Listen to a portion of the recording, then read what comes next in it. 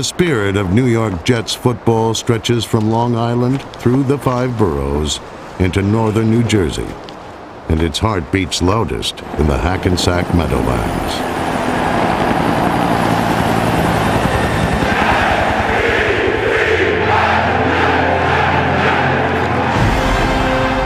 It's in your blood.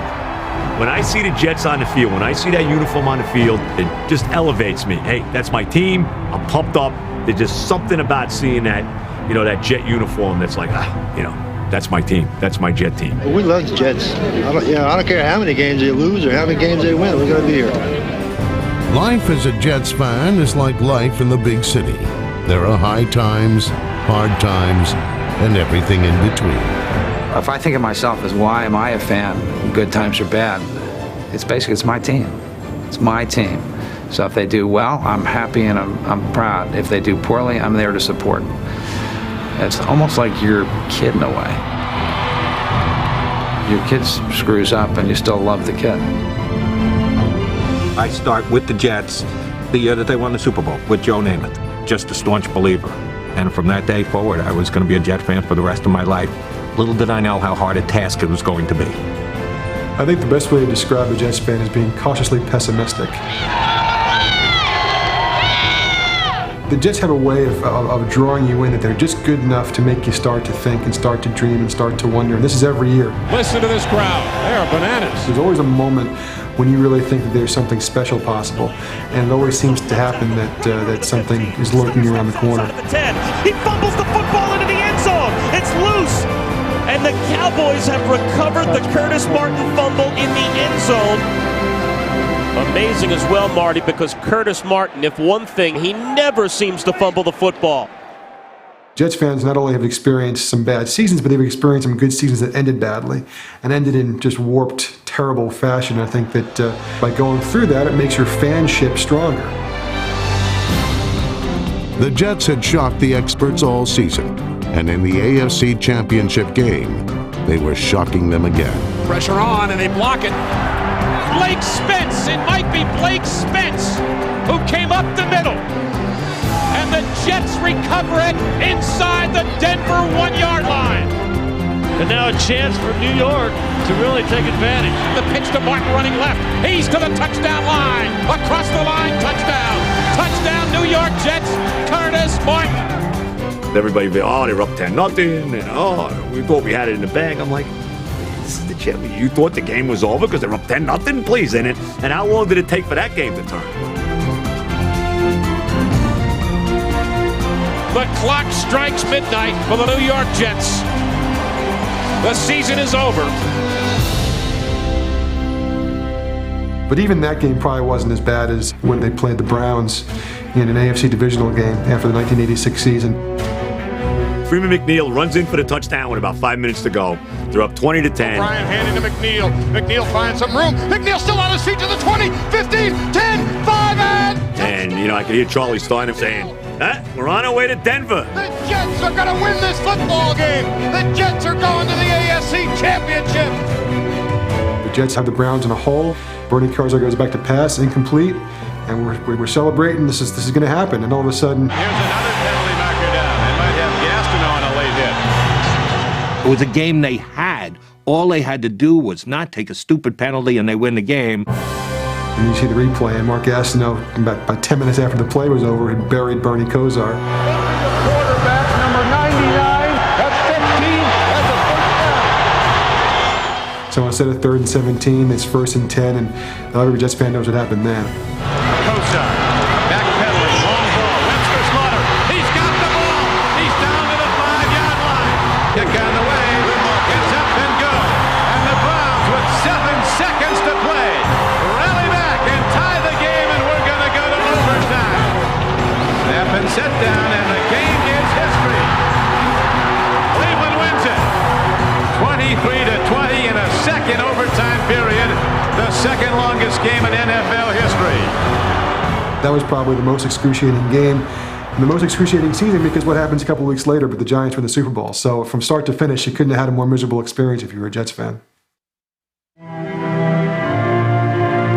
Perhaps the best thing that can be said about the 1976 New York Jets season is that it's over. It was a year of grim disappointment for veteran and rookie alike. For many of the young players, this first taste of pro football was a bitter one. The Jets are my cross to bear, my burden, but undying loyalty is something I think makes for better character of a man.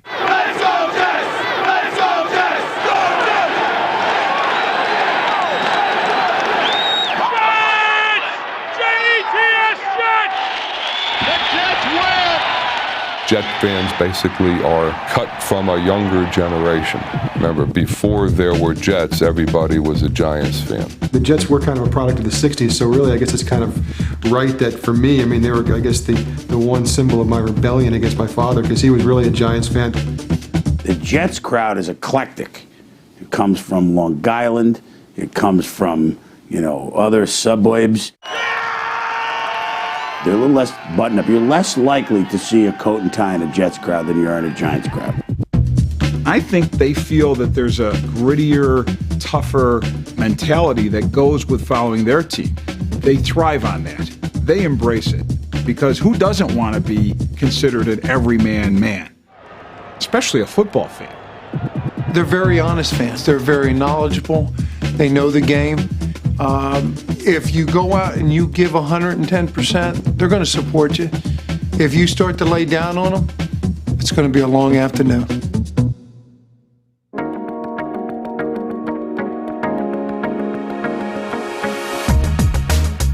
The Jets are a team that reflects the character of its fans. Proud and tough.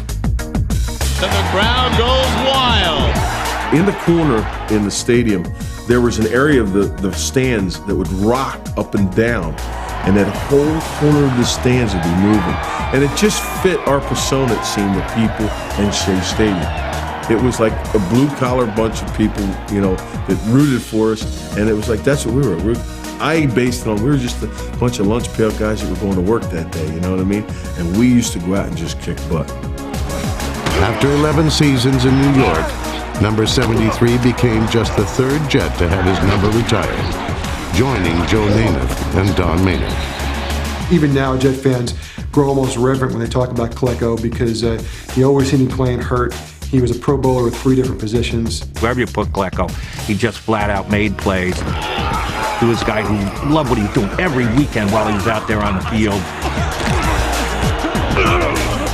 He was one of those guys who was a down and dirty great football player, and I mean a great football player who's been underappreciated in history, and was a guy who loved being a Jet.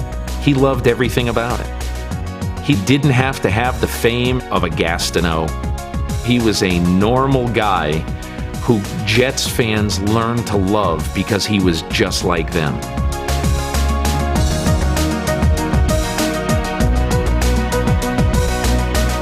There's one piece of film that I think all Jets fans will remember of him shredding his knee against the Patriots. You could just see the agony in his face. That picture is kind of a wonderful way to encapsulate what it's like to be a Jets fan in a lot of ways, the pain, the misery. There are certain players that when they play in any sport just love the game, and Joe Klecko was a guy you could tell that if he wasn't playing in front of 70,000 people in the Meadowlands, would gladly have gone to Eisenhower Park and played touch football for 3 hours a day on a Saturday afternoon, and I think the Jets fans really appreciate that.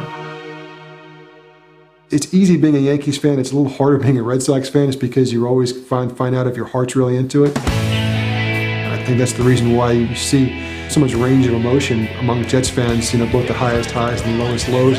They tend to wear on their faces more than a lot of fans do. Jets fans have got to stop crying. They won one of the greatest Super Bowls of all time.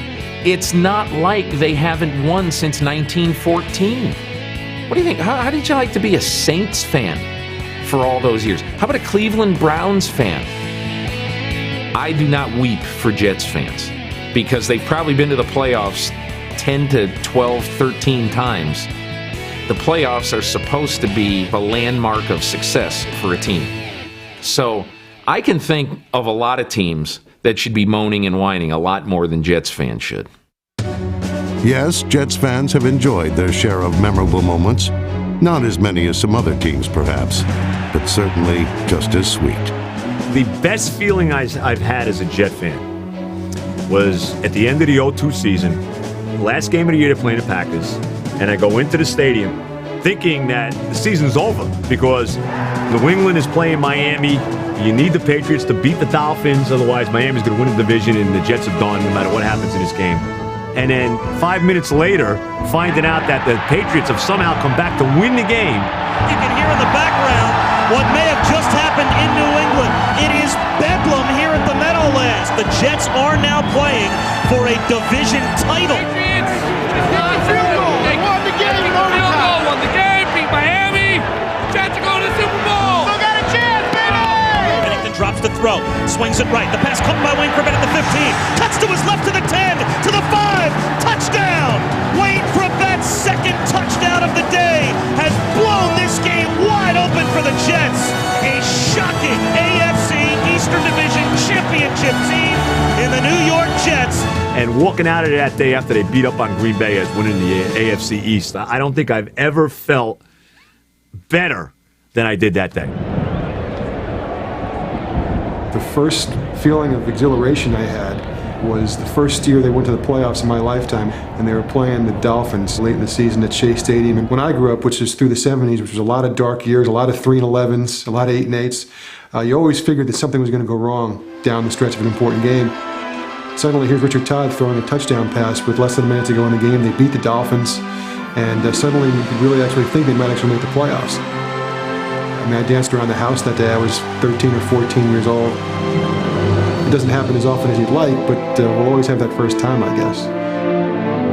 The Jets and their fans have been through a lot together.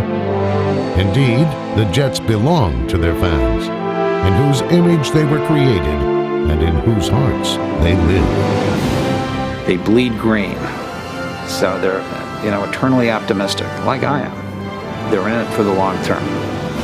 They love their team and having this shared experience. And that's who we work for. And that's why we're doing the things we're doing, to put a product on the field and a team on the field that they can be proud of.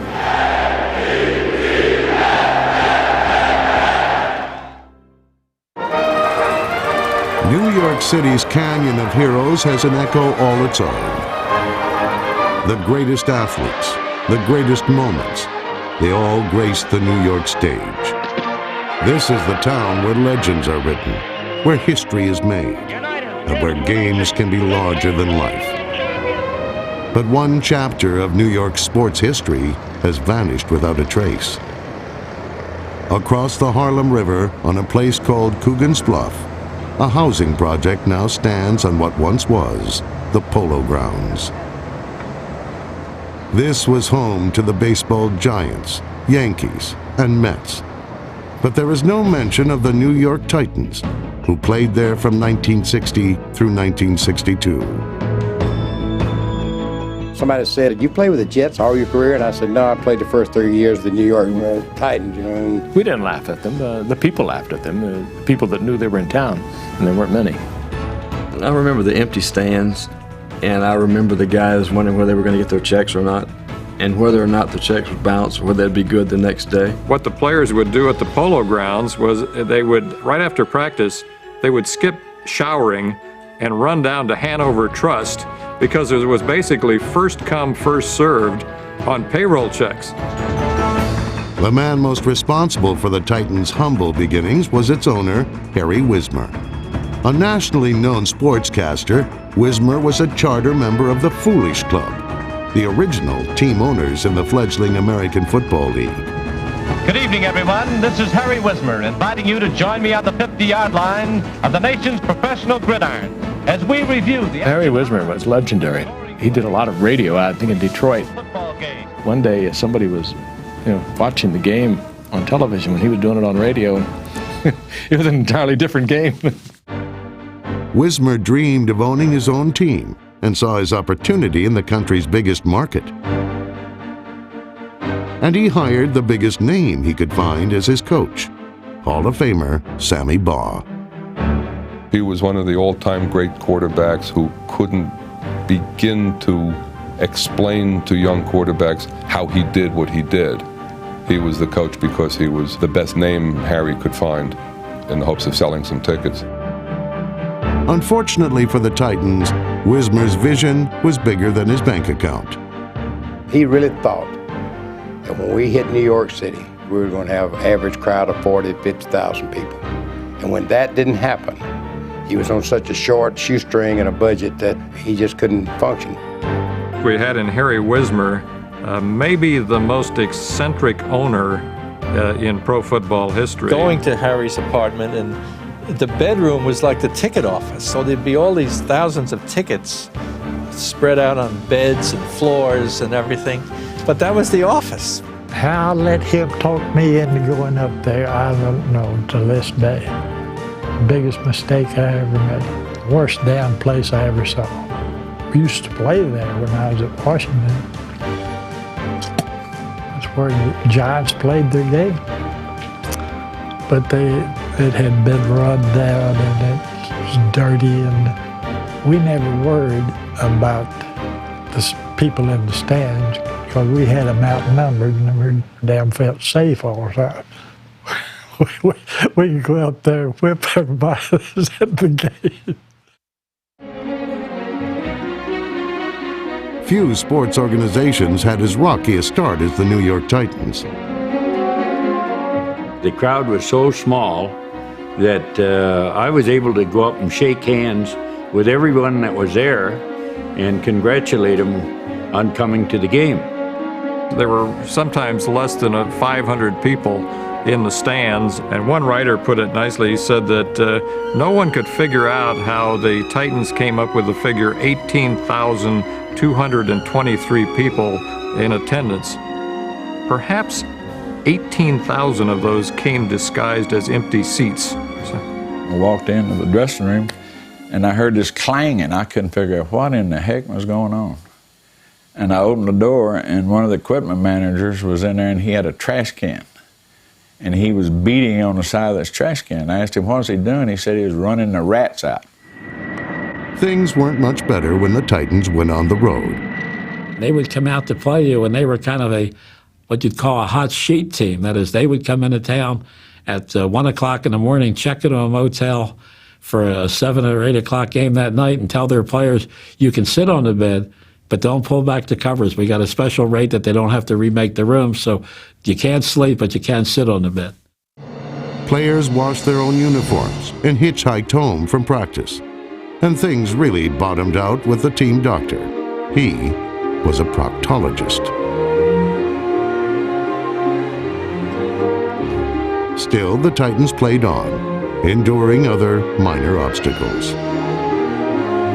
There were just some things that were missing, such as playbooks. We didn't have any playbooks, so we just carried notebooks around and sort of scribbled down plays as they came available. Al Doro is the quarterback. Despite that oversight, the Titans were 7-7 in each of their first 2 seasons, thanks to one of the league's best offenses. 67 yards for the touchdown. But even when they were beating the Chargers, there was no light at the end of the tunnel.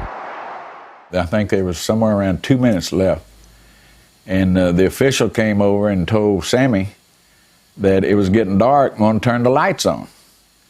And so he telephoned upstairs to Mr. Wismer.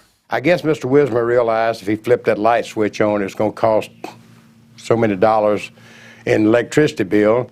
And Mr. Wismer said, to hell with them, we're doing all right in the dark. The sun seldom shone on the Titans of New York. Everything about the team seemed broken.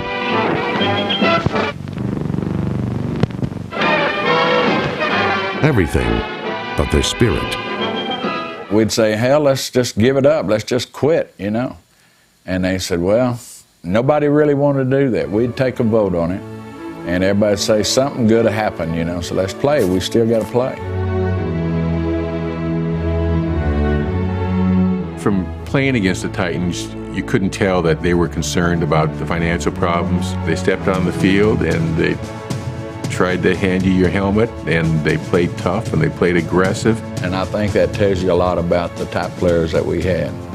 that they would have probably played for nothing, because we actually were playing for nothing. By 1962, the Titans were bankrupt. AFL owners feared a collapse of the New York franchise might take down the entire league. Men like the Oilers' Bud Adams and the Chiefs' Lamar Hunt helped keep the Titans afloat until new ownership could be found. I believe to this day that Mr. Wismer had the best intentions in the world, and he got in over his head financially. Harry Wismer had great ideas. In fact, he is the guy that really came up with the thing that all of sports uses, share and share alike on the television money.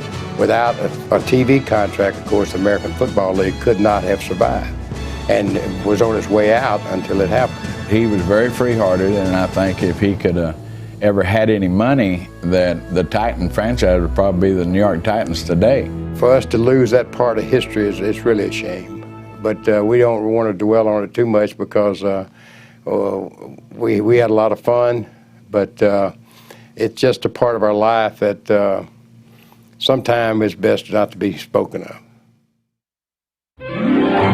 Finally, a group headed by Sonny Werblin bought the team. Werblin had been a major power broker in Hollywood.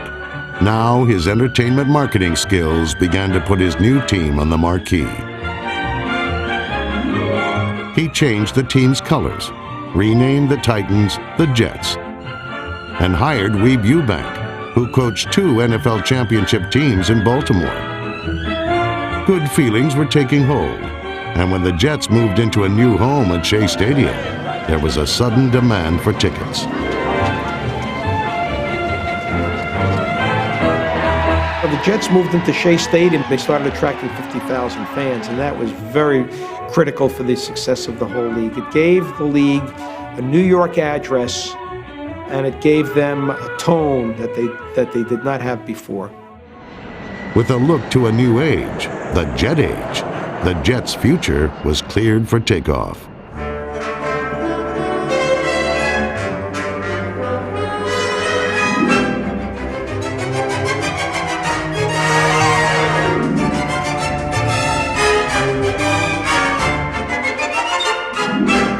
After 4 years of futility, the Jets began playing Saturday nights at Shea, and they were ready for prime time. The roar of Jets taking off from nearby LaGuardia was drowned out by the roar of sellout crowds.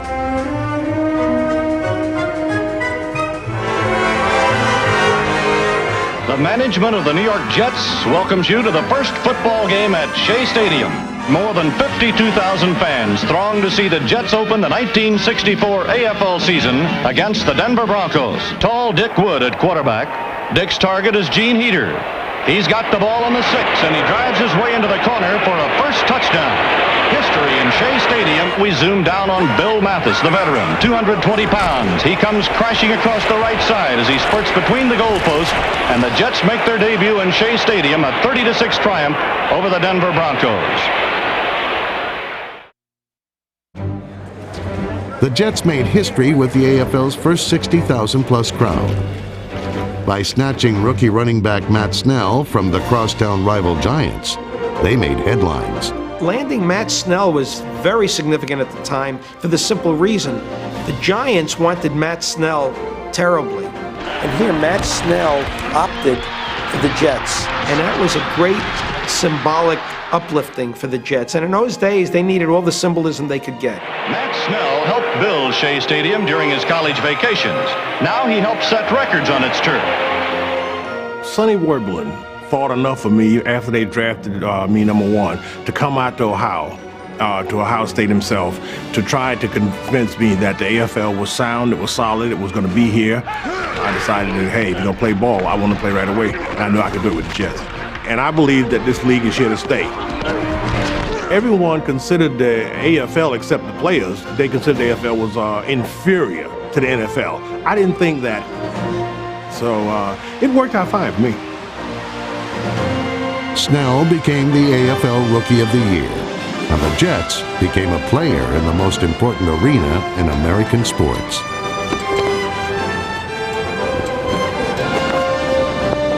Indeed, the Jets were flying high. Still, the team lacked a bigger-than-life personality to capture the imagination of all New York.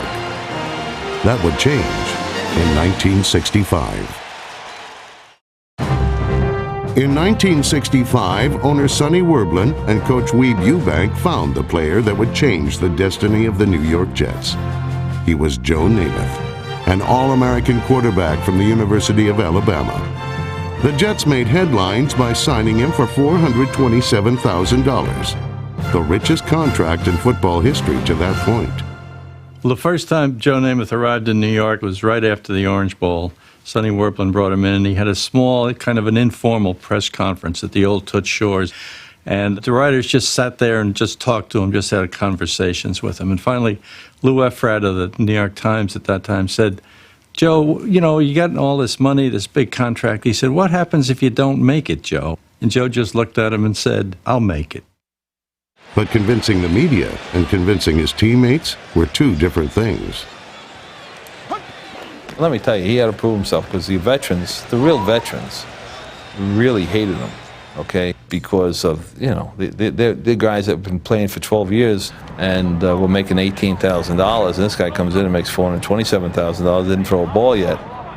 I never will forget the first day of training camp, and we had a drill called pat and go, where the quarterback just pats the ball and receivers run down and he lays the ball up. And when we saw him throwing, I said, this is what we've needed.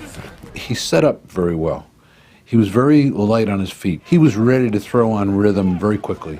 And he just delivered the ball so well. I mean, with purpose. I mean, almost with an anger. Boom, it was out there. I'm going to complete this. The hell with you. And it was arrogant and tough and vicious. Great way to play quarterback, I think. Yeah, I'd played with 25 professional quarterbacks in my career, you know, so when he came along, I was glad I'd finally got somebody to listen to what I wanted to do, and we had a great relationship, communications, and I think that's the key in any successful event. Namath quickly established himself as one of the game's greatest passers. But more than that, he was the hottest attraction in all of football. He was the one and only Broadway Joe. 5,000 fans after a ball game would be out there just to see Joe Namath, to wave to him, to touch him. It was sort of like the Beatles, and people climbed on the car, they climbed on the hood and hit the glass just to be able to touch him or have Joe wave to them. It was an amazing thing to actually see. I think Joe Namath, of all the players in that era, he transcended sport. I have no official statistics on this, but I wouldn't be surprised if his career was the cause of a lot of female fans being attracted to the NFL. He had a kind of style. He was a jock, but he could be a real gentleman in his way. You know what I mean? There was something about him that was extremely suave. He had a great sense of style, even if it were outrageous. Full-length fur coats and all. I would say he was definitely an original.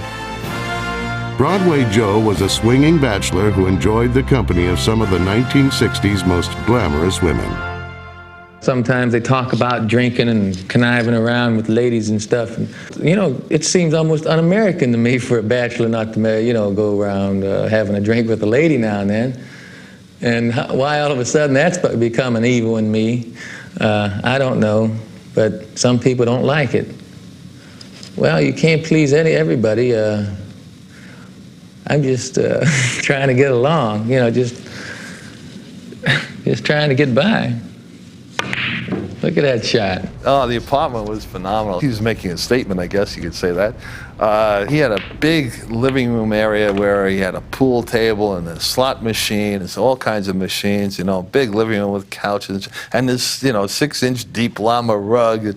I walk in as like, you know, walking into a museum. Yeah, I remember. I met an interior decorator in a nightclub one night. The guy wanted to do my part, and a couple buddies said, yeah, man, let him do it. And it turned out that the decorator did the apartment. It wasn't my idea. It was a lot of fun, and I enjoyed it. But where am I going to come up thinking of llama skin? I never heard of a llama in the first place prior to having the rug. Namath was living the life of the rich and famous, but the price was high. He came into pro football with one bad knee, and that one bad knee quickly became two. He had 4 different surgeries on his knees, and he was forced to play with cumbersome braces on both legs. His knees were the ugliest knees I've ever seen in pro football. They just weren't shaped right. And different times of the year, they're kind of shaped differently, depending on what was swollen that day. I don't know how he did it. I don't know how he functioned on those knees. Physically and mentally, Joe was really, really a tough guy. Probably the toughest guy on the Jets. He did a lot of things that other guys on our team wouldn't have done physically. Namath understood the code of pro football. Even if you weren't 100%, you still had to give 100%. I always knew that you had to play with some pain because the game is going to get you. You're going to get hurt. There's a part in your head that blocks out some things when the action comes. I guess if something is more important to you than something else, then that something else is gone. If I had a pain, a broken ankle, fractured ankle, wrist, whatever, and it was time to run the play took precedent. The pain took a back seat. Namath had a stellar supporting cast in New York, including another future Hall of Famer, wide receiver Don Maynard. Number 13 was the deep threat, while tight end Pete Lammons and number 83 George Sauer worked underneath. The fullback was Matt Snell, a bruising 220-pounder who also had the speed to turn the corner.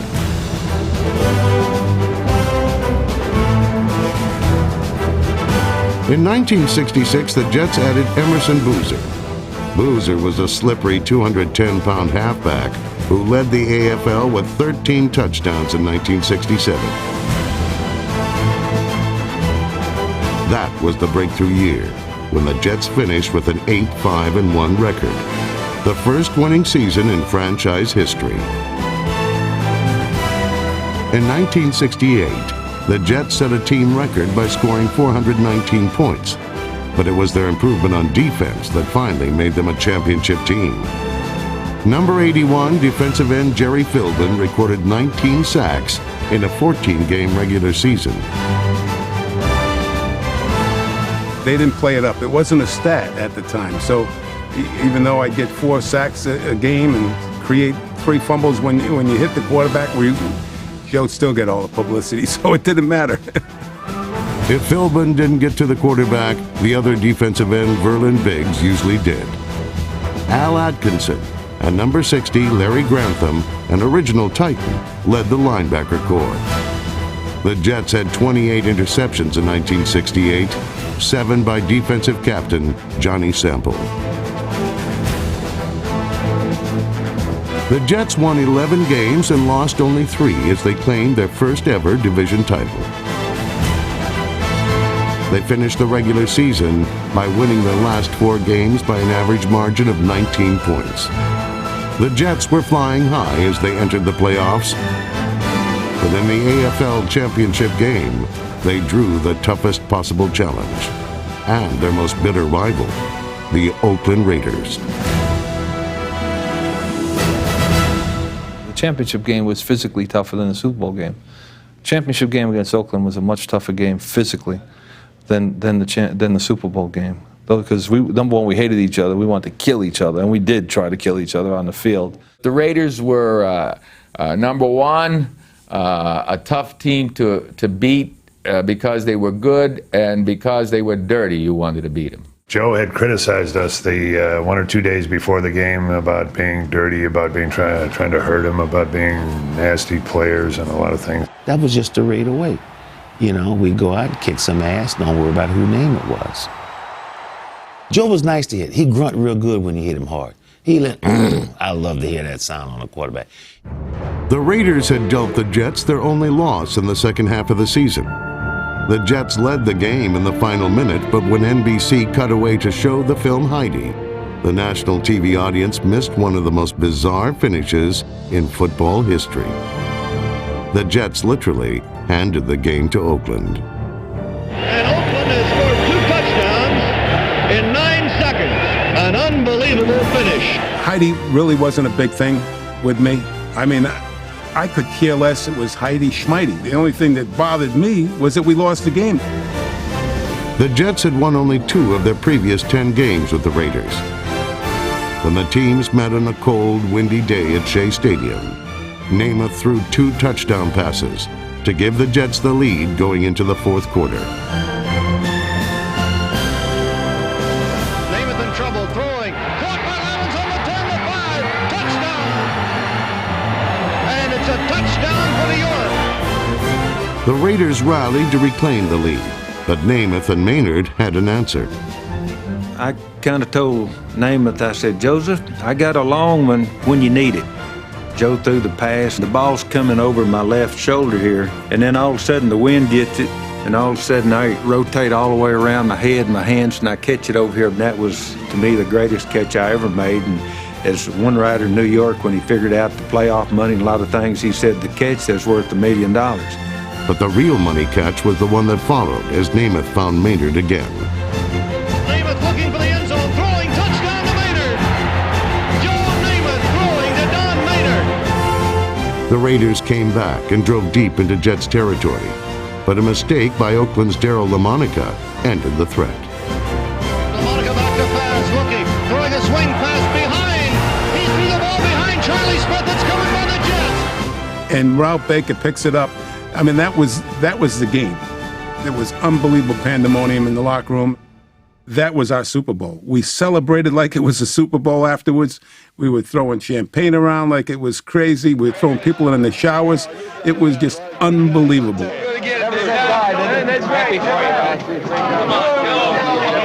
Come this quick. Absolutely. It's quick. 4 years. You know, you think it took a long time coming. 4 years. You want to win every year, first year on. The Jets were the kings of the AFL, but how would they compete with the Baltimore Colts, champions of the NFL? The Colts had rolled to a 13-1 regular season record, and they were being talked about as one of the best teams of all time. But the Jets, after studying film of the Baltimore defense, saw the Colts as not only mortal, but very beatable. And after the first film that we saw of Baltimore, the players, Joe, Coach Ebank, everybody, if that's the way they beat people, disguising defenses and doing a lot of blitzing, that's right up our alley. A lot of things they did played right into the way Joe played quarterback. And they blitzed a whole lot all the time, and usually blitzing teams doing it to cover up for weaknesses. And you couldn't blitz Joe. He was the best in the world at beating a blitz. Babe Pirelli, Bill Mathis, big boy Pete Lamons, our tight end, and myself, after a film session one morning, we're riding out to practice, and big boy Pete chuckled. He said, hey, y'all, we don't stop looking at those films, we're going to get overconfident. And we all laughed, giggle, giggle, chuckle, chuckle. But there was that underlying confidence we all had, from our tight end to Vito to Mathis. You know, we felt confident, pretty darn confident, that we were going to win the game. Namath put that confidence into words at a Miami banquet prior to the game. So it was my turn to get up, and I got up to the podium, and about the time I'm getting ready to talk, a guy in the back of the room, hey, Namath, we're going to kick your... You know what? I said, whoa, wait a minute. You guys been talking for 2 weeks now, meaning the Colts fans and the media. So you guys been talking for 2 weeks now. I said, I'm tired of hearing it. I said, I got news for you. We're going to win the game. I guarantee it. It was not planned. It wasn't premeditated. It was just anger and frustration. And I really believed we were going to win the game. When he said that I guarantee you stuff, Weeb Ewbank nearly fainted. That's the last thing you wanted, was to wake them up. He liked them complacent and overconfident, and then now his quarterback is giving him something to be annoyed about. Coach Ewbank came in the day after that statement came out in the papers.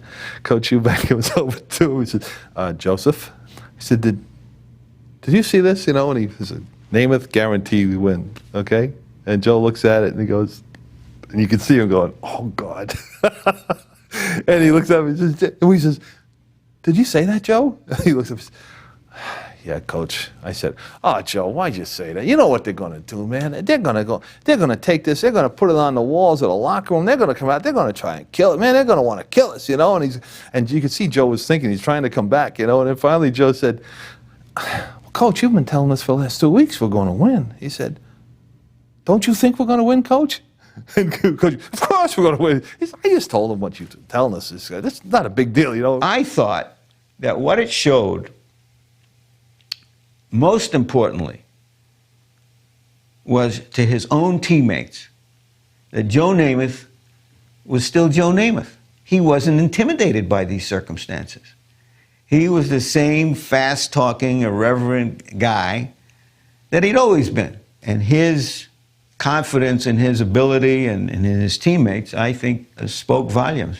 Joe Namath was a tough competitor and a tough guy. He didn't back down to nobody. And when he guaranteed that, he meant it. And you know, that really meant something to me as a player and to the defense and to the offense. You got a quarterback that's this tough.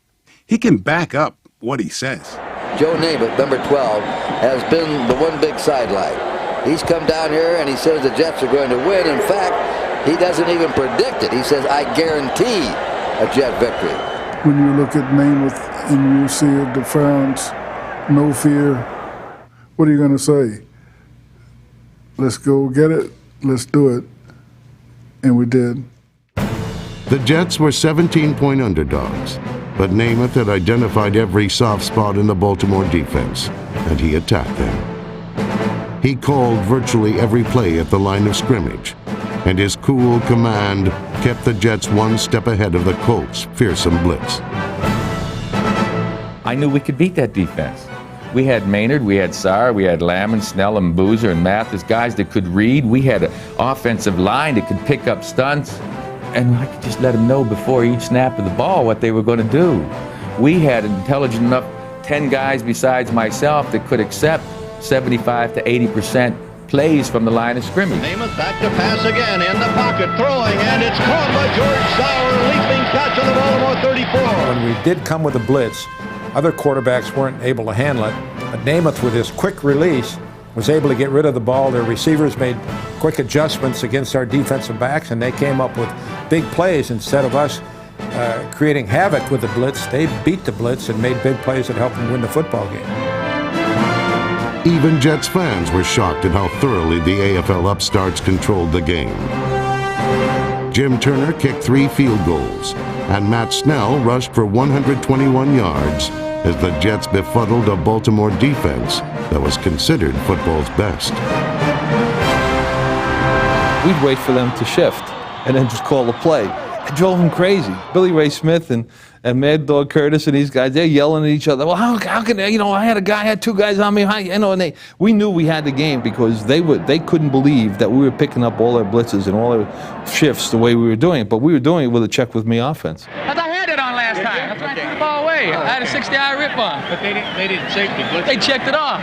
Did you check it though? Yeah, I checked the line. I had something else on. The New York defense was also frustrating the Colts. Knowing that we had probably 2 of the best innovative coaches in football with Buddy Ryan and Walt Michaels, they put a game plan that confused the Colts. Believe me, we weren't going to be in a 4-3 defense, that's for sure. The last thing we were in, we showed them everything but a 4-3 defense. Tom Mitchell got hit right in the breadbasket on a pass from Morrill. He was wide open. The ball bounced up into the air, and Randy Beverly made a diving interception. Colts quarterback Earl Morrill was the NFL Player of the Year in 1968. But Morrill had a nightmarish game in Super Bowl III. He threw 3 interceptions, and with the Colts trailing 16-0 late in the third quarter, Don Shula replaced Morrill with Johnny Unitas. But the result was the same. Unitas goes back to pass. He's in the pocket. Unitas throwing for the end zone. It is intercepted in the end zone by Randy Beverly. He downs the ball. Joe Namath had delivered on his guarantee of victory. He was named the game's most valuable player as the Jets counted down the final seconds.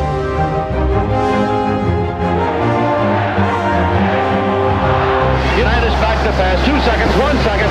Unitas throwing to Richardson. He has the ball in the 49. Brought down by Sample. The clock has run out, and the ball game is over. There's the gun, and the Jets are champions of the football world. And the minute the game was over, the first thing that in my mind was the game ball. To go get the football, and I got the football, and from then on, all I remember doing is the vertical leap. I think mine might have been a world's record. because all I knew was that it was probably the happiest, most fantastic moment of my life.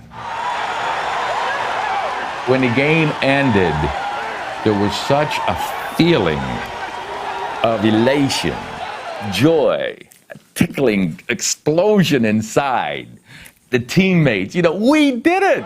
We did it, It was wonderful. And going off that field, everybody's cheering funny. We did it, we did it, we did it. We were number one. I didn't think about it. It was just, yes, yes, yes. Oh, it was great. It was called the biggest upset in sports history. For the first time, the nation had to recognize the existence and the worth of the new league. What are you going to do with the money, John? I don't know. Money's not important, It's the win. We're the world champs. That's the only important thing. I will say this to everybody. We're humble winners. I think the NFL should be humble winners also. I'd like to think that this will bring all of football closer together, because if this does anything, this will solidify the thinking of the public that football is football, the American League and the NFL can be mentioned in the same breath. Just a win for outspoken people. I don't know about that. I know it's a hell of a loss for those folks who picked it the other way. The Jets returned to New York as conquering heroes. I tell you, it was a party in New York for about a month.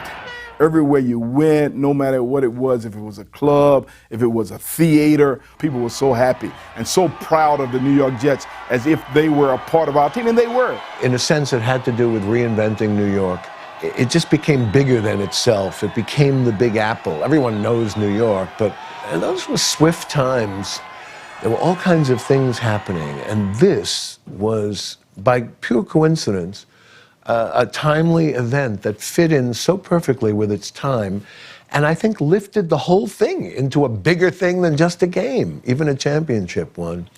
It started big time everything. That game, still to this day, as picked on ESPN this year before the Super Bowl, the greatest Super Bowl ever played. And not only for the game itself, but for what it did for football, because that game made the NFL what it is today. The Jets' win validated the merger of the NFL and AFL. Pro football became more popular and profitable than ever. But while the game itself flourished, the Jets went into decline. In 1969, they lost to Kansas City in the AFL playoffs. The Chiefs battered Joe Namath and held the Jets without a touchdown. The Jets would not return to the postseason for another 12 years. From 1970 through 1974, Namath sat out 28 of 56 regular season games due to injury. But when he was able to play, he proved the old magic was still there. The greatest game, the comeback game that we lost, was against the 49ers at the stadium. It was week 11 of the 1971 season. Namath was sidelined by an injury. But when the other Jet quarterbacks went down in the fourth quarter, Namath entered the game. And he comes in there, and we go down the field, we score a touchdown, and the place is going crazy. We kick off to them, boom, our defense holds, boom, they punt to us. It's halfway through the fourth quarter. Namath comes back, takes the team down, scores a touchdown, The place is going crazy. Right? And we kick off to them, and our defense holds. There's a minute and a half left, and we get the ball on the 8-yard line, and Namath takes it right down the whole field. The stadium is going crazy.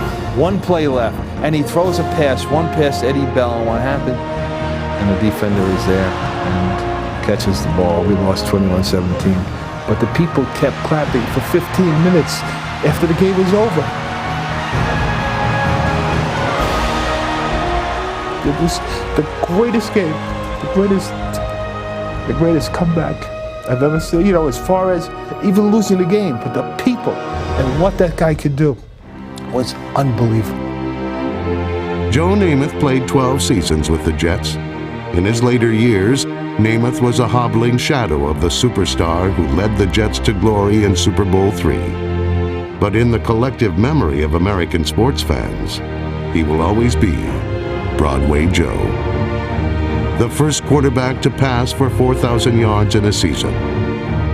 The first quarterback to lead the AFL to victory over the NFL. And the first Jets player elected to the Pro Football Hall of Fame. There will only be one Joe Namath. Namath is like one of those great athletes who lives fast and dies young.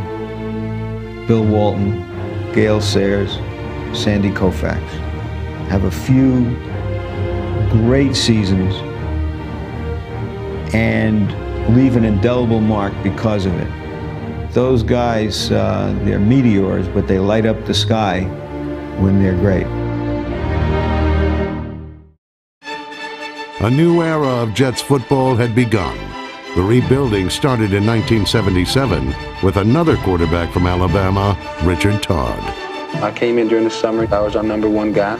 I've played every down so far in every regular season game. I'm learning. I can read things better. When you're young, you have to do that. You have to play to learn. The second-year pro teamed up with rookie receiver Wesley Walker, and the tandem revitalized the Jets' passing game.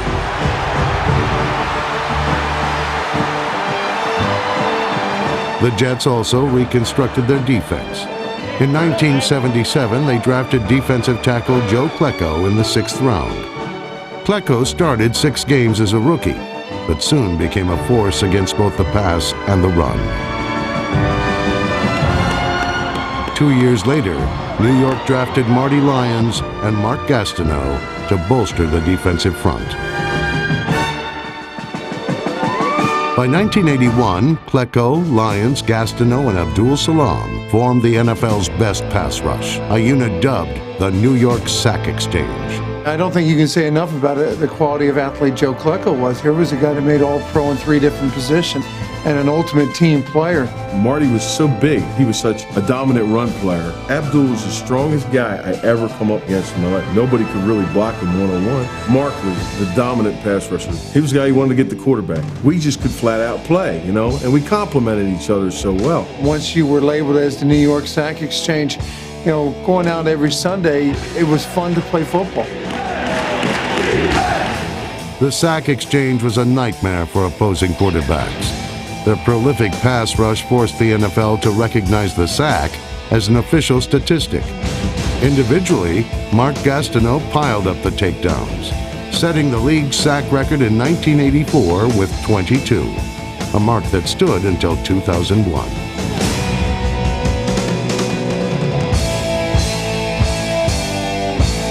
In 1981, the 3-4-1 Jets faced their crosstown rivals at Giant Stadium. Richard Todd and Wesley Walker led the Jets to a 26-7 romp. The Week 9 victory was a turning point for the franchise. The years of rebuilding were paying off.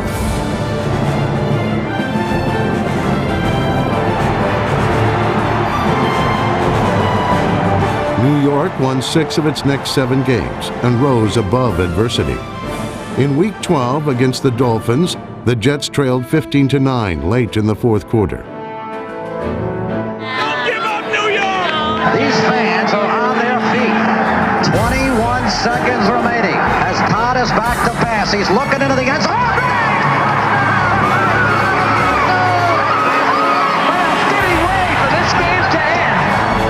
The Jets had become winners, with both their offense and defense contributing. At 10-5-1, the Jets had their best record since 1969. Todd rolls to the right, back to pass. He is throwing deep for Lamb.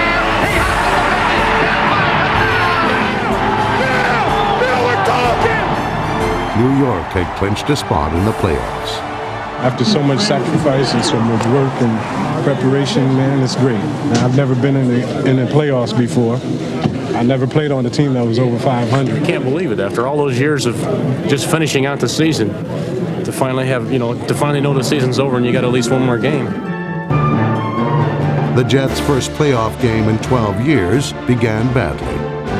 The Bills scored on the opening kickoff and expanded their lead to 24-0 in the 2nd quarter.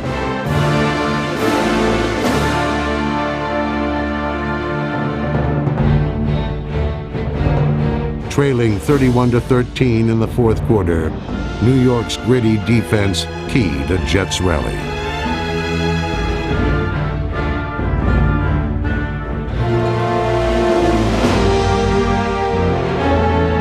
A pair of touchdowns closed the gap to 4 points. With less than 3 minutes remaining, the Jets drove to the Bills' 11-yard line. One of the most exciting ball games I have ever seen. The Jets trail 31-27, 10 seconds remaining, third in the season. New York had fallen short, but was again among the NFL's elite. The New York Jets had gotten a taste for the playoffs. 1982 began with high hopes and many weapons. In a strike-shortened season, second-year running back Freeman McNeil led the NFL in rushing. McNeil in the backfield breaks a tackle at 30, 25, 20, back all the way, 50, 10, 5, touchdown, New York Jets! Back to pass, taught on play action, loops it to McNeil all alone at the 50. Back at the 5, looking for a block, Gaffney gets it all, touchdown! The Jets won 6 games and faced the Cincinnati Bengals in the first round of the playoffs. New York trailed 14-3 before Freeman McNeil used his arm to close the gap. He throws the option pass, touchdown! Touchdown, New York Jets! Talk about a wrinkle! Here's McNeil, right side, turns inside, the 15, the 10, the 5, he's got a touchdown! McNeil's 202 rushing yards helped the Jets to a 30-17 fourth quarter lead.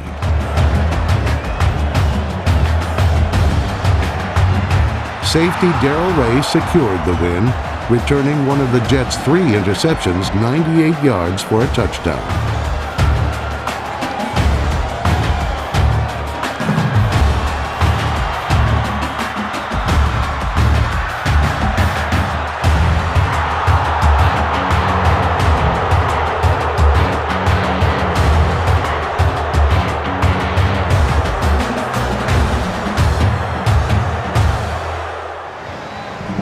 New York would be back on the road the next week, traveling to Los Angeles to face the top-seeded Raiders. From the beginning, the Jets' defense showed it was not intimidating.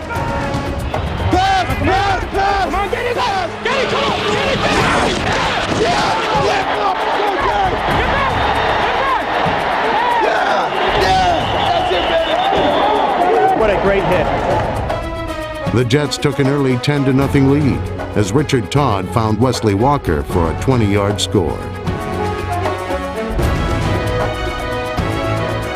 Trailing in the second half, the Jets began their comeback. 4:59 remaining, 14-10 LA. Todd drops back to pass. He's looking deep for Wesley. A step with the defender. He's got it at the 2 and rolls into the end zone. It's going to be ruled out at the 1-yard line.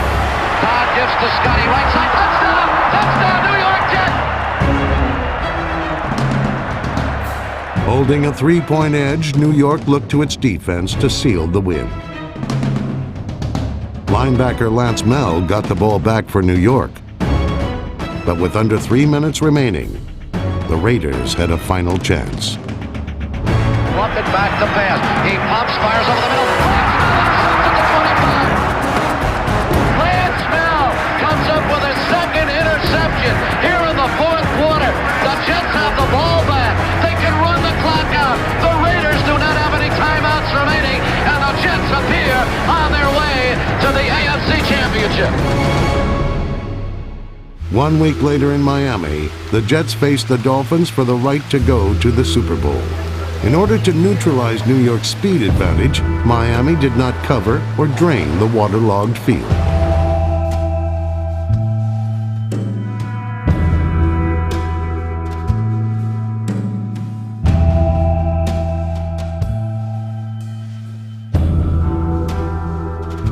The Jets' season ended in the mud of the Orange Bowl.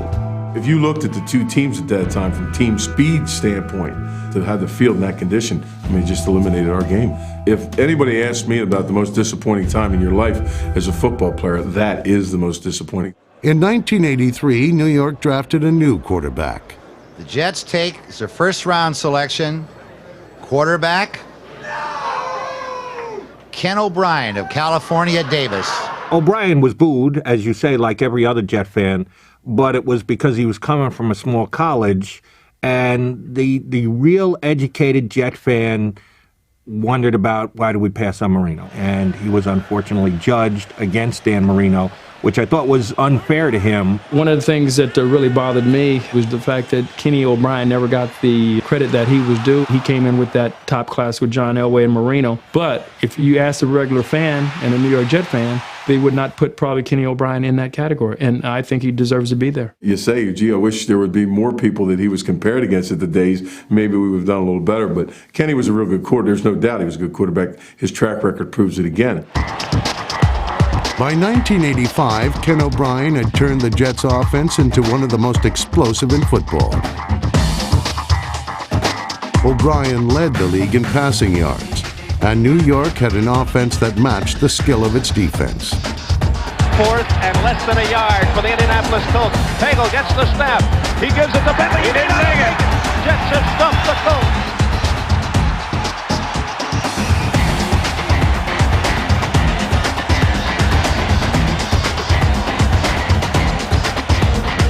O'Brien's new weapon was rookie receiver Al Toon. In a blowout of Tampa Bay, Toon's 78-yard catch and run accounted for 6 of the Jets' franchise record 62 points. But Toon's touchdown wasn't the longest of the season. 3 weeks later, O'Brien set a Jets record by connecting with Wesley Walker on a 96-yard touchdown. The Jets reached the playoffs with an 11-5 record. By 1986, all the pieces were in place. A Week 3 showdown with Miami featured 2 quarterbacks drafted in 1983, Dan Marino and Ken O'Brien. When you're playing against your contemporary and you're compared to that person all the time, I'm sure Kenny had an extra incentive there to do well against Marino. I think it was something that he wanted to show everybody that he could throw the ball pretty good too. Marino and O'Brien played a game for the ages, combining for 927 total passing yards. Marino threw 3 first-half touchdown strikes to take a 21-17 lead. New York's weapon of choice was number 85, Wesley Walker. Walker caught a pair of touchdown passes in the first half. O'Brien throwing long down the sideline. Walker's wide open. Touchdown. There was nobody within 20 yards of Walker, and the Jets are back in the lead on a 65-yard touchdown pass. O'Brien back to throw. O'Brien with time. Throwing near sideline for Wesley Walker. He's got it to 20. Walker touches the 10. Walker touchdown. Giants Stadium is going berserk. The Jets went into the locker room with a 31-21 lead. You're always surprised when you do get man-to-man coverage, but we create that. We dictate to defenses and not have the defense dictate to us. But it was Marino who dictated matters in the second half. He turned New York miscues into 17 points, and the game was tied at 38. Late in the fourth quarter, Miami got a break on Wesley Walker's fumble. I didn't think I had possession of the ball, which they ruled a fumble. When that fumble happened, I thought it was over then. When you make a mistake, it's very frustrating. Certainly, I thought I had lost that football game. The Dolphins capitalized with Marino's 6th touchdown pass. We had probably just under a minute to go to try to make a final drive. The one constant we had as a football team was a never-give-up attitude. We would fight right to the end. Ken O'Brien completed 5 passes on the final drive to lead the Jets into range for a tying touchdown. 5 seconds left in the game. O'Brien back to throw. O'Brien being rushed. O'Brien throwing over the middle. Wesley Walker, touchdown! Touchdown! There is no time remaining. Wesley Walker, touchdown Jets! They are going berserk. The Jets have time to score with no time left on the clock.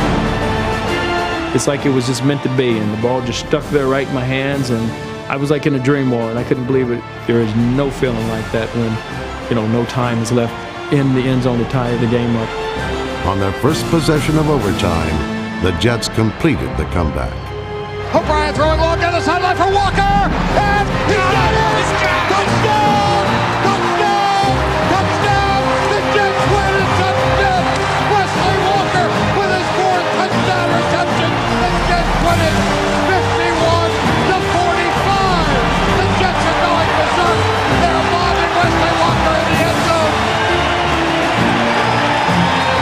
gave you a little reprieve. I think for Barroom Bragan, for the Marino guy who'd been killing you all the years, you got to throw your chest out and feel big about yourself for a while. It was just a thrill. It was so good to beat them in such a big game and in the fashion that we did.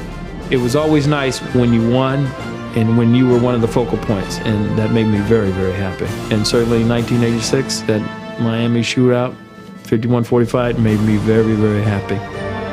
And when you watch it, and when you sit back and reflect on it, and you look at those performances, you say, wow, how could this possibly be? That game maybe set our confidence level up to where it should have been from the original start of the middle 80 era.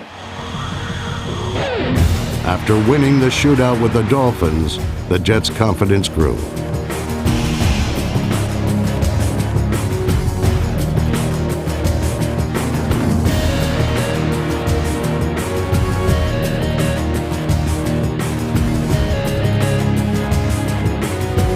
New York won its next 8 games, improving to 10-1. They were in command of their division. But as their victories mounted, so too did their injuries. We lost a lot of guys with injuries. Not just guys, Pro Bowlers, outstanding players.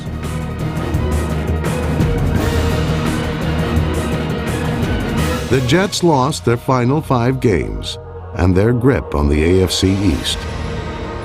The thing I'm most proud about in 1986 is that even though we went down the last 4 or 5 games and we weren't the same team, we made the playoffs. Let's go, Jets! Let's go, Jets! At 10-6, New York had earned a home playoff game against the Chiefs. Joe Walton looked to give his club a spark. He started longtime backup quarterback Pat Ryan. Ryan ignited the Jets, running for a key first down and passing for 3 touchdowns. Ryan back to throw. Ryan with time. Throwing. Touchdown to Al Toon. Come on, give him a hole! Give him a crack! Freeman McNeil's 2 first-half scores gave the Jets a 21-6 halftime lead. Come on, defense! The Jets' defense forced a pair of sacks and 3 turnovers, including a 21-yard interception return for a touchdown. It's intercepted by Kevin McArthur, and he's going to run it in for a touchdown! First play, second half, he was untouched by human hand! New York's victory was their first home playoff win since 1968. The following week, the Jets traveled to Cleveland for the AFC Divisional Playoffs. New York took an early 7-0 lead. Uh-oh, it's going to be a flea flicker. Ryan throwing long over the middle for Walker, and Walker's got a touchdown! Touchdown, Wesley Walker! What a great catch! What a great play!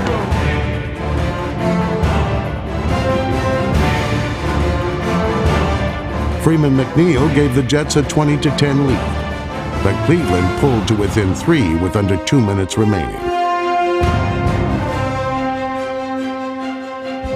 Late in the fourth quarter, a roughing the passer penalty on Mark Gastineau gave the Browns new life.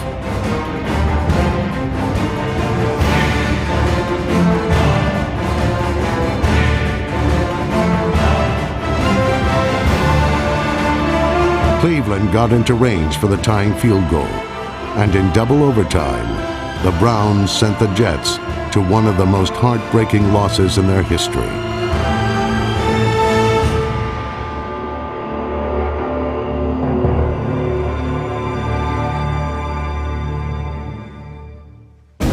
The following year saw the continued development of young stars like Al Toon.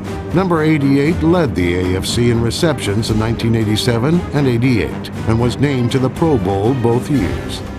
But one of his biggest touchdowns came against the Giants in the waning moments of the 1988 season. O'Brien looking right and left. A pass into the left corner. Touchdown! Touchdown! Touchdown! Al Toon has a touchdown! Toon's score kept the Giants from going to the playoffs and gave the Jets a winning record.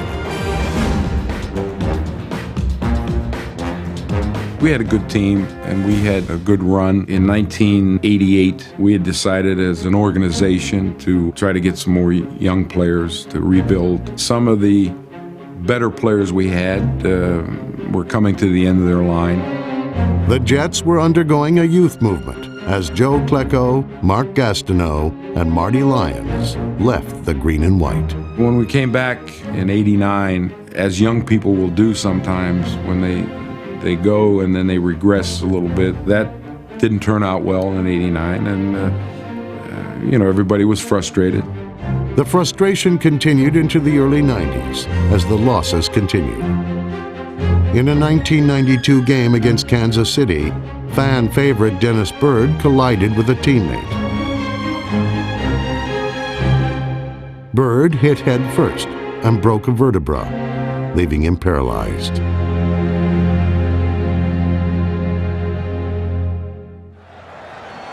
The following week, the 3-9 Jets played inspired football against the heavily favored Buffalo Bills. The handoff goes to Baxter, trying to split wide around his right side. He drives downfield to 5. It goes into the end zone, a touchdown! Back to pass, Kelly throws short of intercepted! New York ball over the right side, down to the end zone, touchdown New York! Washington scores! The Jets stunned the Bills 24-17. The New York Jets are going to win this football game for Dennis Byrd. D-Bird! D-Bird, this is for you, baby! D-Bird, baby! For you, D-Bird! We got one, baby! We have Dennis Byrd on the phone in there, and all the players are talking to him. And it goes without saying that he got the game ball.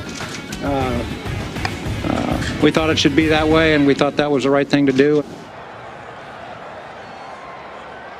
No one knew if Dennis Byrd would ever walk again. But 10 weeks after his devastating injury, Byrd held a press conference to announce he would continue his rehabilitation at home. Very proud to be standing before you here today. And quite frankly, I'm glad to be standing anywhere today. And obviously that was written down. I'd like to thank New York, the people of New York, everybody that sent me letters and cards. I don't know how to thank them for what they've done. All I can do is say thank you. And I'm very proud to say that I'm a New York Jet. And I will be forever. During the opening game of the 1993 season, Dennis Byrd walked onto the Meadowlands field.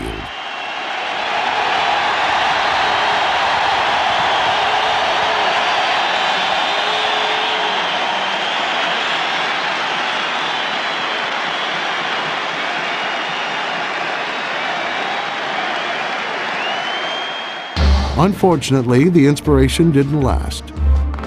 The Jets spent much of the early 90s mired in losing seasons. A series of coaching changes didn't help. It was particularly dark in 1996 after a 1-15 season. I was not fired. I'm not quitting. Every week, fought, played hard, and come up short. The expectations weren't that high by Mr. Hess. What he wanted to turn this program around and be respectable. And we have not been respectable. We've been everything but respectable. We're terribly excited. We're proud. We don't have a hell of a lot to be proud for the way we've played the last few years. We're all thrilled. Bill Parcells has joined us. I'd like to thank the New York Jet organization for their expressed confidence in me to take on this, what I view as a consummate challenge, to hopefully revitalize this franchise. Come on, you need to be a good returner. We're counting on you to do this. Hard job, to be good at it. There's a lot of guys who go back there and just fool around. Yeah, but it's a hard job to be good at it. Sprint to it. Set your feet. Set your feet. Catch the ball. Catch the ball. Don't tell me about that, son. Set your feet. Set your feet. Set your feet. Get back. Get back. Set up. Set up. Good. Score.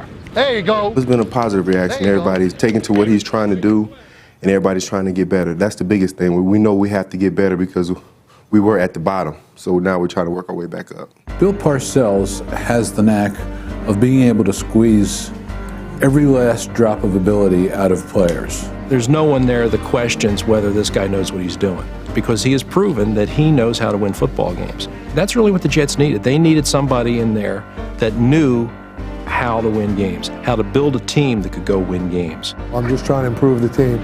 My expectations for players are generally pretty high. I'm fairly demanding as a coach. It's about winning and what I think is the best way to win. My goal basically as a coach is always the same, to try to win the division and compete for the championship. In 1997, there was a new air around the Jets as they routed Seattle on opening day. O'Donnell back to throw on 2nd and 10. Looking long, going for the end zone. Prevent, lunging catch. Touchdown, Jets! What a play! And the Jets putting together a dominating performance. What a way to open the season. Throughout the year, the Jets made it clear they were no longer pushovers. New York went 5-3 over the first half of the season, their best start in more than a decade. In a Week 13 game against Minnesota, the Jets jumped out to an early lead. It's a high butt. Johnson makes the catch right side. Breaks the tackle. Across the 45. Into Minnesota territory. Across the 40 to the 30. Leon Johnson is gone. Touchdown Jets. But late in the game, the Vikings were 2 points away from a tie. Johnson, handoff, Smith trying to bust out to the right side, and he's brought down at the 5-yard line. The Jets hold on. They win 23-21. The New York Jets improve to 8-4, and they do it in dramatic fashion.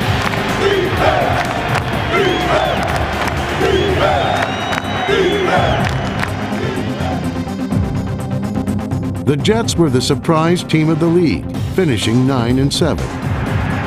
Dilfer, quick throw, and it's incomplete and picked off, intercepted by Otis Smith down the right side. Otis Smith breaks a tackle. He's to the 10.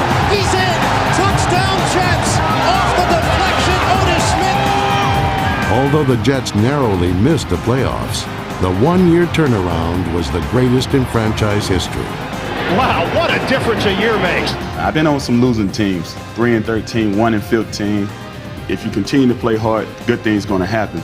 We went 9-7. That was my first time ever went over 500. It felt like we went to the Super Bowl.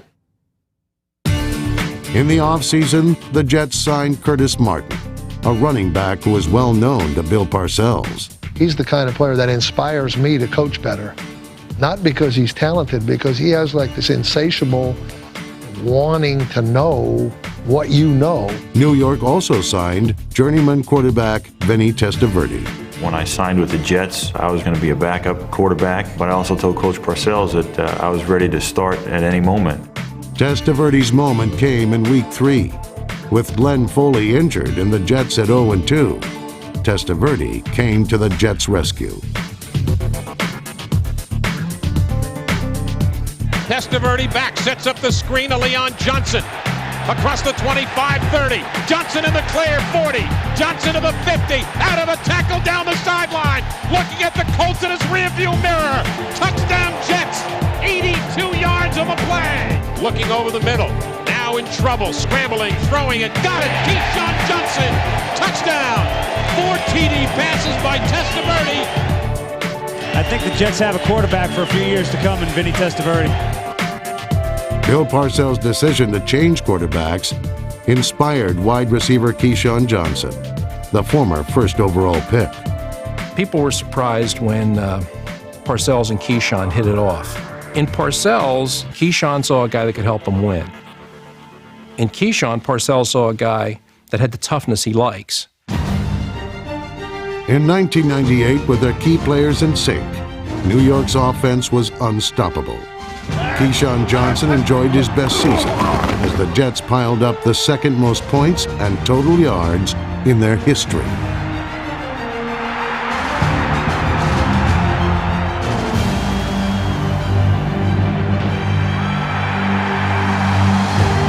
On defense, the Jets were one of the most exciting teams in the league. The Jets needed a big play, and Aaron Glenn obliged.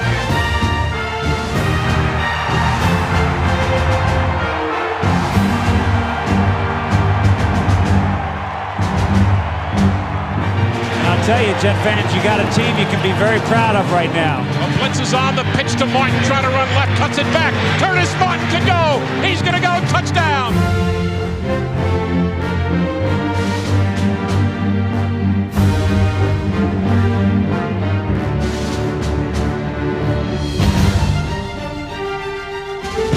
Wayne Chrebet was one of the league's best clutch receivers, and he and Keyshawn Johnson helped the Jets set a club record with 12 wins.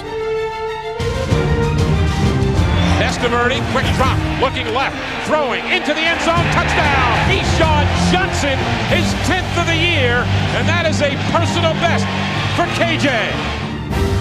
Takes the snap, quarterback draw, Testaverde to the goal line, touchdown! Testaverde on the pitch to Martin, running right. Tries to cut back inside the 5, touchdown! Curtis Martin. In Week 16, the Jets were playing for the division crown. With the score tied at 10, one big play gave New York the lead. He's got Ward who makes the grab, and Dedrick Ward's gone. He's going to score. Touchdown, New York Jets. Dedrick Ward as the New York Jets silence the crowd. A key defensive play secured the victory. Throws it out to the right, and the ball is tipped and intercepted. With a 17-10 win, the Jets earned the AFC East title. Certainly, the kids that I inherited here at the Jets, I know that's a tremendous satisfaction for them. Here, you tell them to believe in something, and hey, you believe in a program, and if you work and try to achieve, something good will happen. They hadn't experienced it like the Jumbos and the Colin Browns and the Otis Smiths and those kids. In the AFC divisional playoffs, the Jets hosted the Jacksonville Jaguars. A trip to Denver and the AFC Championship game is on the line today as the New York Jets host the Jacksonville Jaguars in the AFC playoffs. The Jets hosting their first playoff game here at the Meadowlands since 1986. I'm not scared. You scared? Not at all. Not at all. Not at all. They just read the papers about your history. That's not very good. All right? You got a chance to write a new page today. A new page in history. The Jets came out firing, and the Testaverde to Johnson connection gave New York the early lead. Play action, Testaverde has time, into the end zone, touchdown! Touchdown, New York Jets, Keyshawn Johnson! Bill Parcells reached deep into his playbook, and a reverse increased the Jets' lead to 17-0.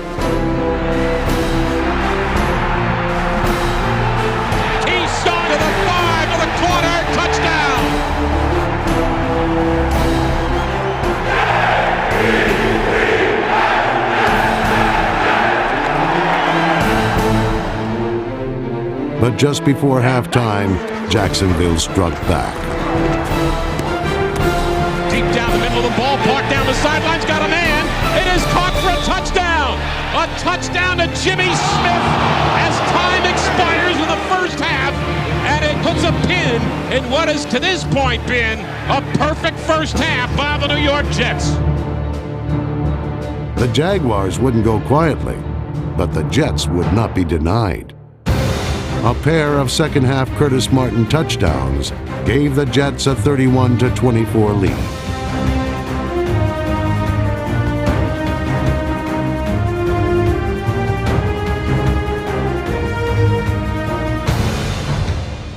A last chance for the Jaguars was snuffed out by an unlikely hero. Wow! A memorable first postseason game for KJ. He has scored 2 touchdowns. He has recovered a critical fumble. He has intercepted a pass.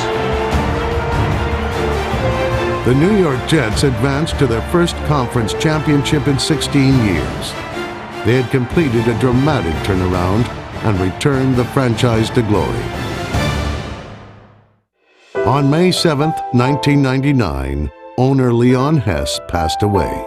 I know after we won the game against Jacksonville, the playoff game at home, I sensed a tremendous sense of happiness in him. Leon Hess thought it was an honor and a privilege to be involved with the Jets. He was dedicated.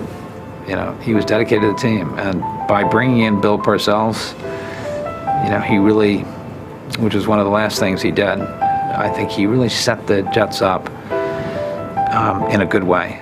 I never spoke with him one time in the course of my tenure here where he didn't encourage me. Not one single conversation. Every single time that he spoke with me, he gave me words of encouragement. And that, even at some times of the hardest times, we'd lost a game or something that we should have won, and he always went just the opposite. And I'll tell you, it was really kind of an inspiration to me. The Jets entered 1999 filled with promise, but the season began in sadness and disappointment.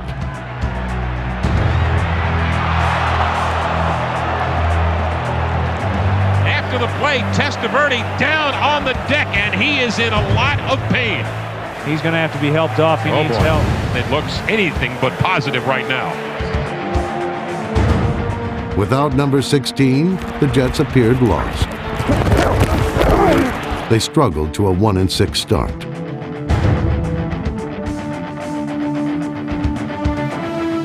The Jets turned their season around on a Monday night against the Patriots. Ray Lucas became the starter, and he brought with him an excitement that lifted the team.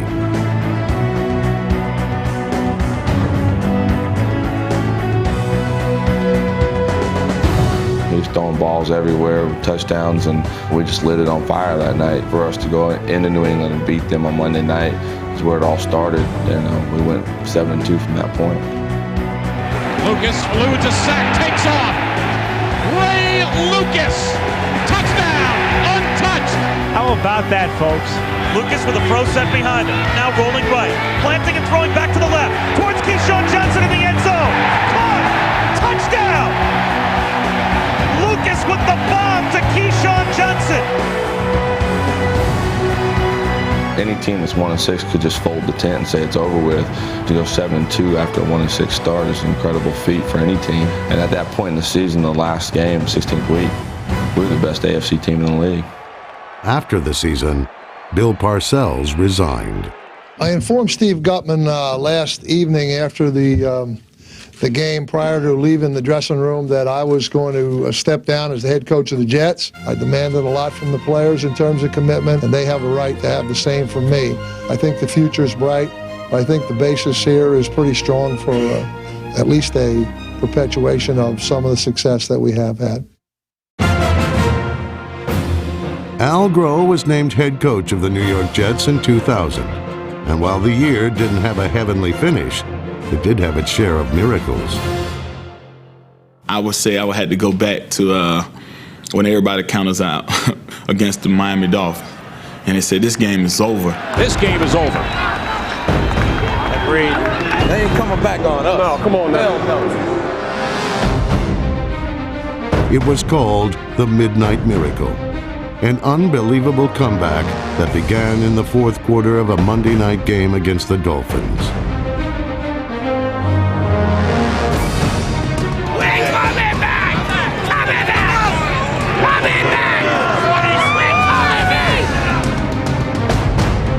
The Jets scored a team record 30 points in the fourth quarter. Testaverde back to throw. Throws out to the left. He's got Trebek. Makes the grab in the end zone. Touchdown. Touchdown, New York Jets. Wade Trebek with 3:55 remaining, and the Dolphins are shaken. We done messed up and let them back. With under a minute left, New York tied the score at 37. Testaverde back to throw. Dumps it over the middle. Caught. Juggled. Is it held? Touchdown. Touchdown to Jumbo Elliott. Jumbo Elliott. Jumbo, Jumbo, Jumbo, Jumbo, Jumbo, Jumbo. Don't give up on them, folks. They are a gritty lot. Good snap. Placement is down. The kick is away. John Hall has completed an improbable comeback by the New York Jets.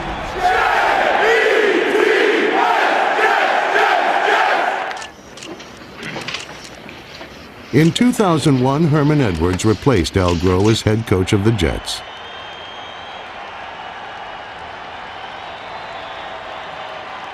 The tragic events of September 11, 2001, devastated New York. Games were postponed as the nation came to terms with unimaginable loss.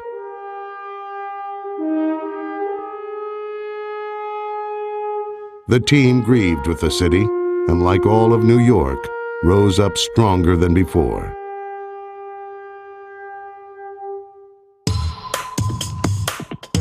In 2001, Curtis Martin went over 10,000 career yards from scrimmage. Hey, what's it look like back here when you watch Curtis run? Oh, sweet. 4th and 1 from the Kansas City 25-yard line. Hands to Martin running left to the outside to the 10, to the 5. Touchdown! Curtis Martin, 25 yards. He wanted the football. He wanted to carry it 25, 28, 30 times a game. He was a dedicated football guy who embraced New York as soon as he got here. Perennial Pro Bowl center Kevin Mawae embraced his role opening holes for Martin. Oh, Donnie, no I didn't. No I didn't. No I didn't. I just did that to you. Woo!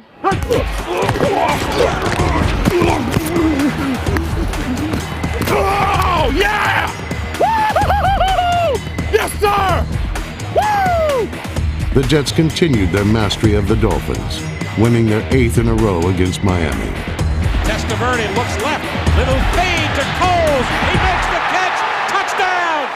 When you do things together, man, you believe you can conquer anything. And that's what this team's about, man. You're right. Nobody expected it but us. In 2002, the Jets had a slow start and were forced to rely on an unproven quarterback.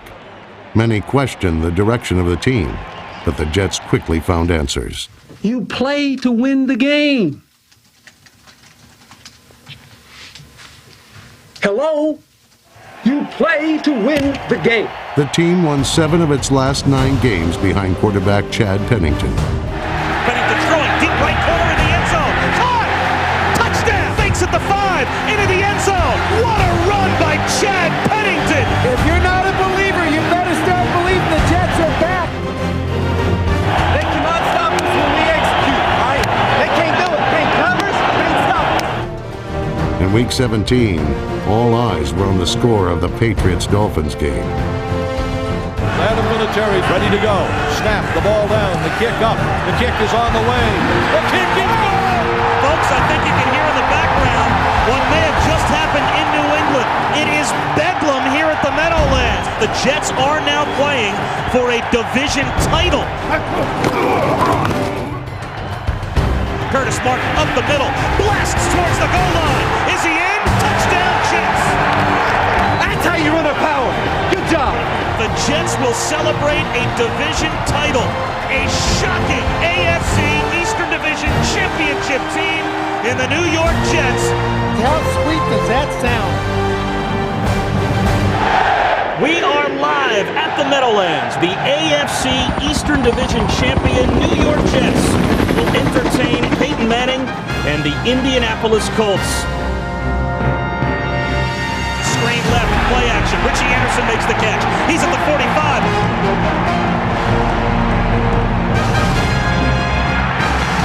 To the 20, 10, 5, diving, touchdown! Pennington plants, throws, end zone, wide open, making the catch, touchdown! Santana Moss! It was one of the most dominant wins in playoff history. Manning intercepted. Good night, Ivory. And the Jets will now preserve that shutout. And the Jets have blown the doors off the Indianapolis Colts.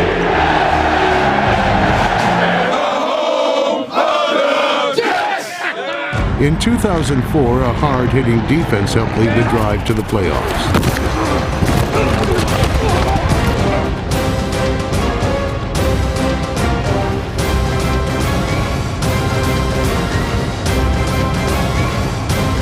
Fumbles the football in the end zone. The Jets have recovered.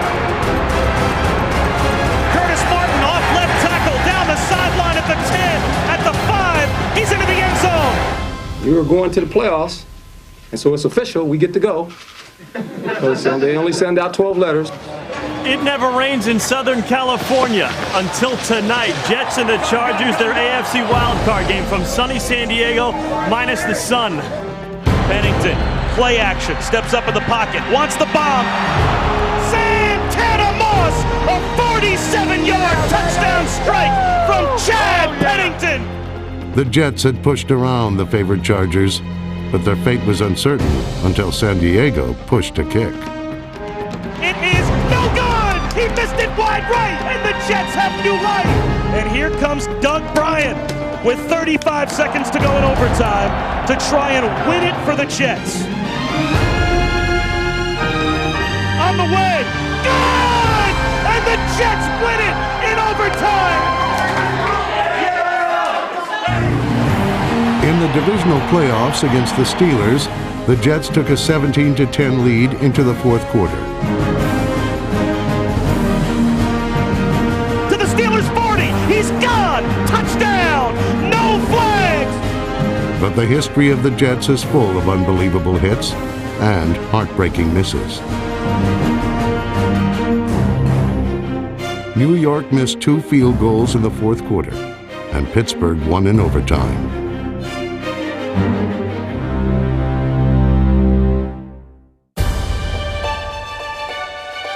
In 2006, the Big Apple turned to former Patriots defensive coordinator Eric Mangini as their new head coach. It's my pleasure and honor to introduce the next head coach of the New York Jets, Eric Mangini. Thank you very much. My philosophy is we're going to take advantage of the strengths of our players, whatever they may be. Back to throw Pennington. Steps up, looks left, fires left at the goal line. Touchdown! Good job. Good drive, fellas. Good drive.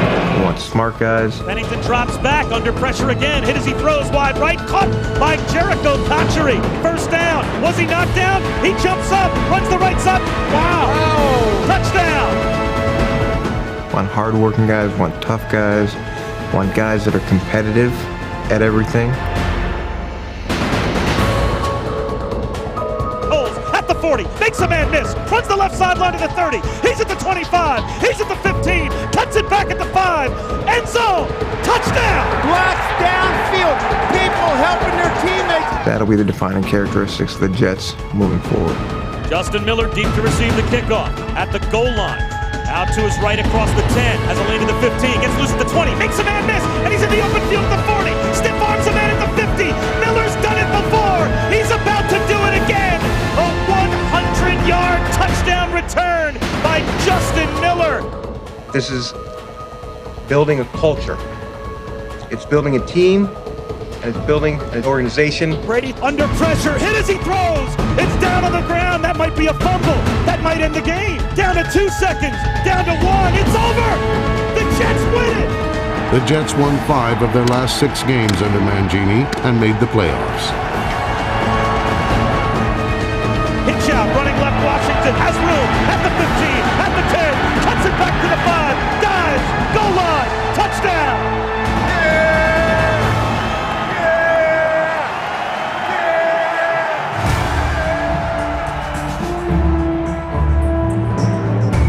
I think the whole idea of bleeding green, it's a very, very big lifetime commitment for a lot of the fans.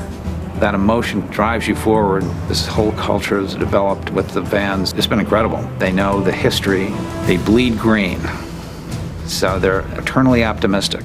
At the end of the day, they know that that team has done everything it possibly do to be successful.